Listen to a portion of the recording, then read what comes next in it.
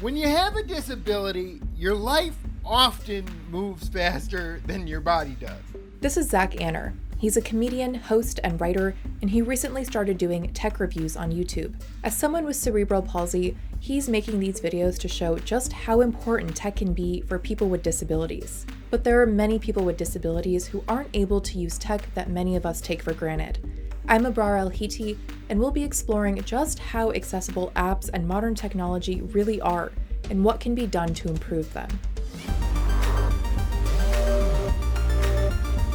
Just about every element of our lives takes place online now, from where we shop, to what we watch, to how we communicate. But for people with disabilities, these everyday tasks can be especially difficult when platforms and services aren't designed with their needs in mind. Accessibility isn't always top of mind for developers or engineers, which is why it's often overlooked. Twitter recently faced backlash when it launched its voice tweets feature. People in the disability community were quick to point out that it didn't have closed captioning, so people who are deaf or hard of hearing couldn't use it. Twitter later said it would add transcriptions, but that was only after people called it out. When you're thinking about introducing like a new product category or feature, it's just like get the feedback from the disability community first and not like an afterthought. People with disabilities often worry about whether they'll be able to use new devices and features. When the first iPhone came out in 2007, its functions weren't fully accessible to everyone, including people who are blind.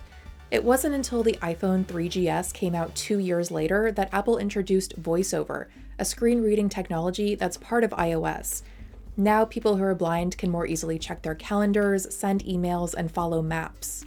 Outlook, email body, multi-line text field. Google has also been working to make its products more accessible. Some of the apps it's recently launched include Sound Amplifier and Live Transcribe, which help people who are deaf or hard of hearing follow a conversation. There's also the Lookout app, which helps people who are blind or visually impaired use their phone's camera to read food labels, find objects around a room, or scan documents and money. Kind Minis, caramel almond and sea salt minus 0.7 ounce. Wearables like smartwatches are also incorporating accessibility.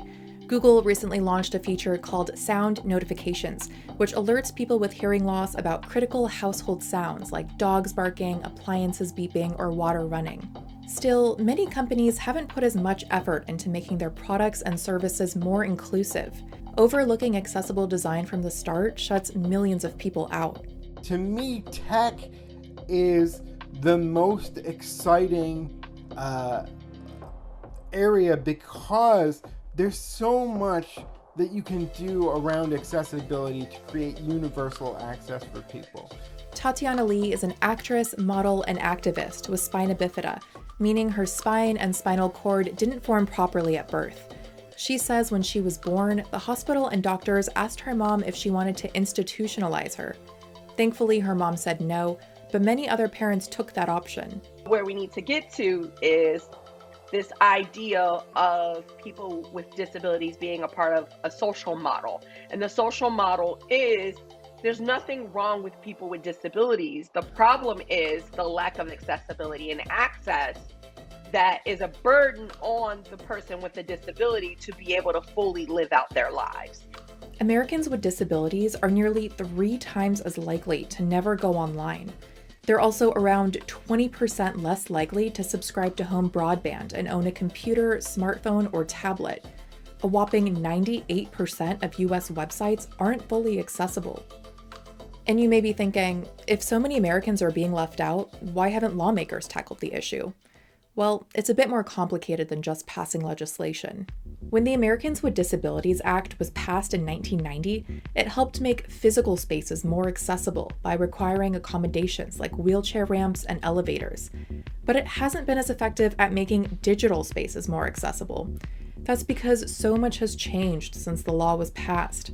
30 years ago, we didn't have smartphones or widespread access to computers. We didn't rely on the internet to handle everyday tasks the way we do now. Digital accessibility compliance just hasn't kept up with the times. We think about other laws that have been put into place back some years ago that have literally allowed society to put people with disabilities into institutions. And so because of that, people aren't thinking about us. They aren't thinking about us as consumers. They aren't thinking about us as positive representation, because to them, we need to be eliminated.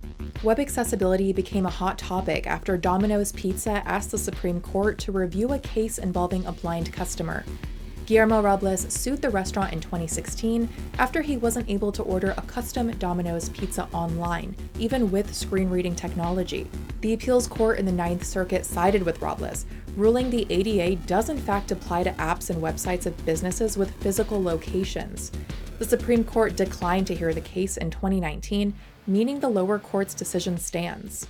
So while the courts have ruled that the internet is covered under the ADA, it's typically up to us to report any issues. Experts say there isn't enough accountability at higher levels to make sure digital information from federal departments and agencies is fully accessible.